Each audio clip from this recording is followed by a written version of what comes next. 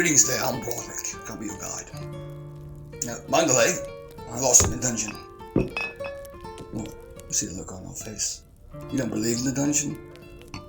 You best be believing, because the dungeon's very, very real. There are dark places in this world. Places blessed by the twin gods of madness and pain. In that place, you will find the dungeon. Dungeon isn't some simple goblin's lair or forgotten crypt. Something far, far worse, something far more dark and deep. See, the dungeon is an altar to the gods of chaos. And sacrifices are young ones like you. So whenever you're all deep and dark in the crypts, and the air turns unusually foul, and the torches take on an eerily deadly cast, be aware. You might have slipped into the dungeon. So count your torches, make your way slowly to the surface, and remember the rules. The dungeon is dark. The dungeon is deep. The dungeon does not play fair. The dungeon wants you dead.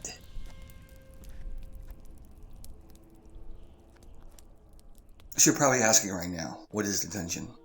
Well, the dungeon is a demi-plane, an eternal prison, a gauntlet and a trap designed for one of the most foul and evil creatures that ever existed. So something so dark and so deep that it's been long since forgotten. The demi-plane, warped by the twin planes of pandemonium and the abyss, and shaped by the stories and the nightmares of old adventurers. But more importantly, dungeon is a meta plot, a setting, a style of play which you can use in your own game in order to create an old school style dungeon and gameplay in modern 5e rules. And that's the dungeon. And that's what we'll be presenting with these following modules. The history, the strategies, tactics, and the themes of old school style play and how you can implement them in your game. So let's start with the basics. What is the dungeon? Well, a dungeon is a prison, or at least it was.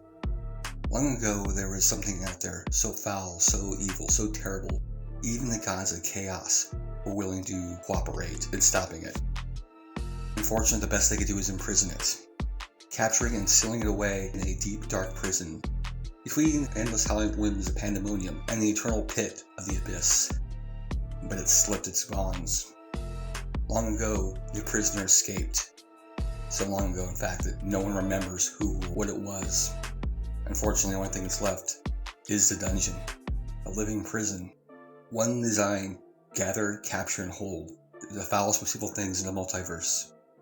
So, now with no prisoner for it to contain, the dungeon roams among the multiverse, finding forgotten and dark places to attach itself to, so it can draw in the most dark and vile creatures to hold, to twist, and shape, and to finally punish. So that's the dungeon from its basic style and history, an old demi-plane, made up literally of the nightmares of old adventurers. One's been shaped and warped into a combination of their tall tales and their worst experiences. So that's our rule of 1 and our rule of 2. Our rule of 1. Dungeon is ancient classical 1st edition Dungeons & Dragons dungeon. It is a 10 by 10 series of corridors lit over traps, monsters guarding treasure chests, and wandering monsters looking to trick, trap, and capture the players. In our rule of 2, the dungeon is a prison, an ancient, intelligent entity that lost its prisoner long ago. The dungeon is twisted and malevolent simply from the fact on what it's been around and been near. The planes have been attached to, the things it's been about. The dungeon is a deep magical construct. The players aren't its actual prey. They're just its bait. They're simply victims caught in its web. What's that prison contain? We don't know. This is Dungeon Mastery 123. Doesn't matter. It's not going to come up, not for a long time. If it does, we can slowly figure that out as our campaign unfolds. All the players need to know right now is that while we're looking through a regular dungeon, they stumble into something far deeper, far darker, something far older. And depending on how you unfold the dungeon, they stumble into and can come back later to explore in depth, or they're trapped. They've stumbled into the dungeon, and their exit no longer exists. Now they gotta find a new way out of the dungeon. An intelligent, magical creation that absolutely wants to hold them, track them, and kill them. All depends on what you got planned for your campaign. In the meantime, let's go ahead and look at those themes. So seeing as last week's module was on themes, we're going to use this module to outlay the basic themes of the dungeon and just how they're generally used. We're not going to go into too much detail. Each individual theme will get its own module to be explored in depth so that you can utilize them to its fullest extent. So what are the themes?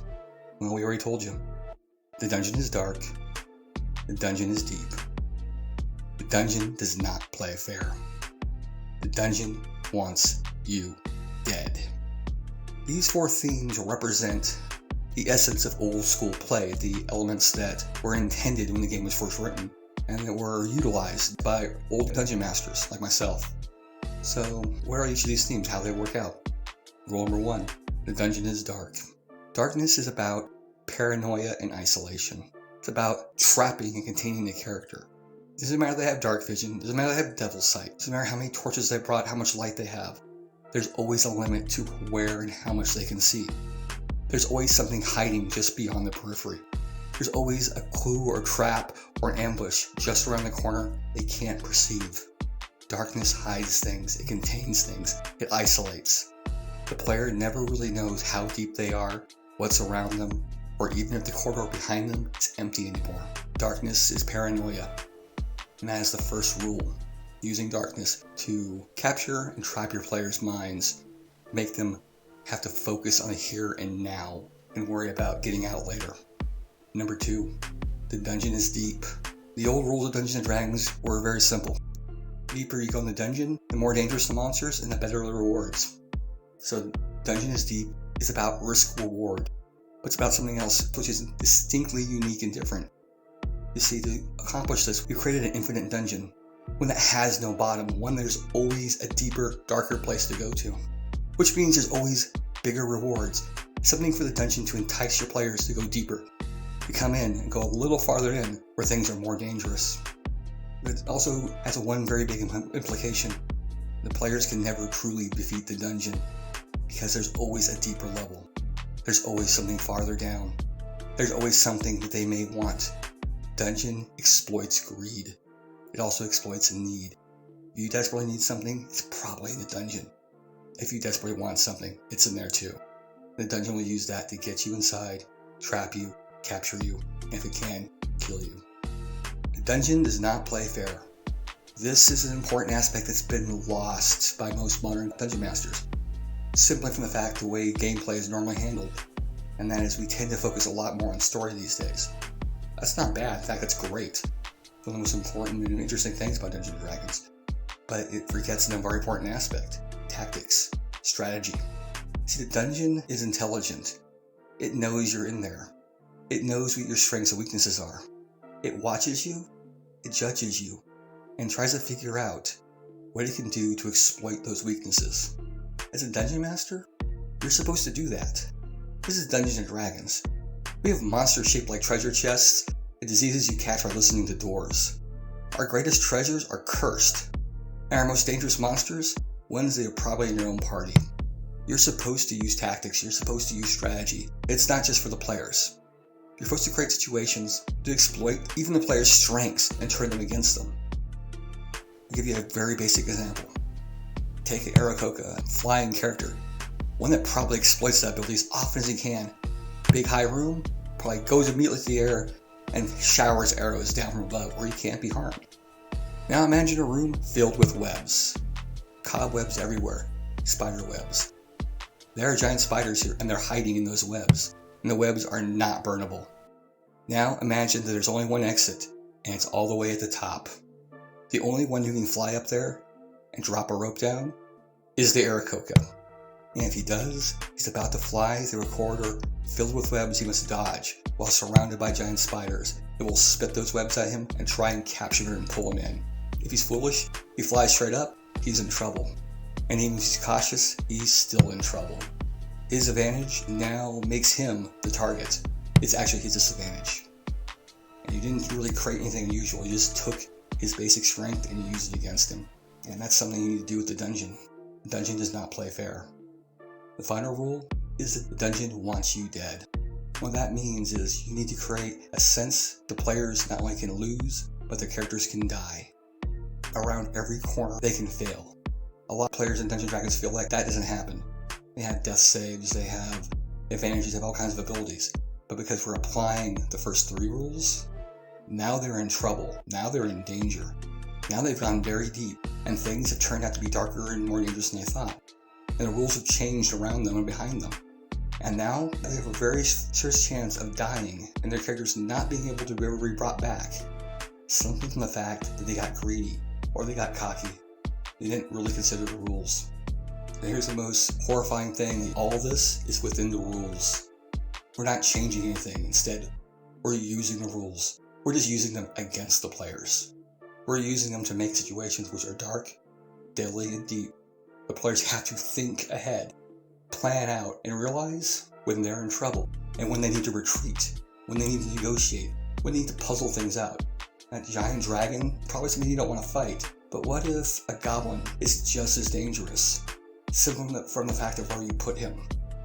A simple goblin, sitting in a room filled with toxic fumes, wearing a mask, currently working alchemy, might seem like an easy target, until you realize that chemicals he's working with are highly volatile.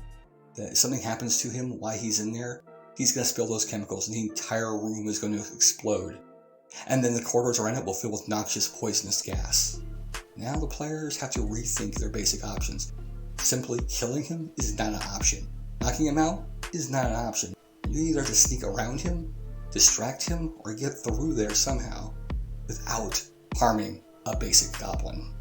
And that's old school Dungeons & Dragons. That's what we're going to teach you these modules. The next module will be The Dungeon is Dark, and we'll explain and go into darkness in full detail. With that in mind, we're done for now. If you like this style of modules, let us know. If you like the dungeon and you want to see more of it, let us know. Give us more details, so give us, more importantly, those questions you have about making your own dungeons and things you need to know about, and also concerns you might have if you're afraid about the idea that you might actually have to kill your players, or that you feel that using strategy and tactics is unfair. Let us know that too. We're old school dungeon masters, and the things we love is talking about things and sharing ideas and seeing what you can teach us, because that's the whole point. We're all dungeon masters. We're all building worlds. We're all telling stories. We're all creating encounters and situations. So let us know what you think. Let us know what you want, and let us know if you want to change. If you don't like this, let us know that too. In the meantime, good luck and good gaming.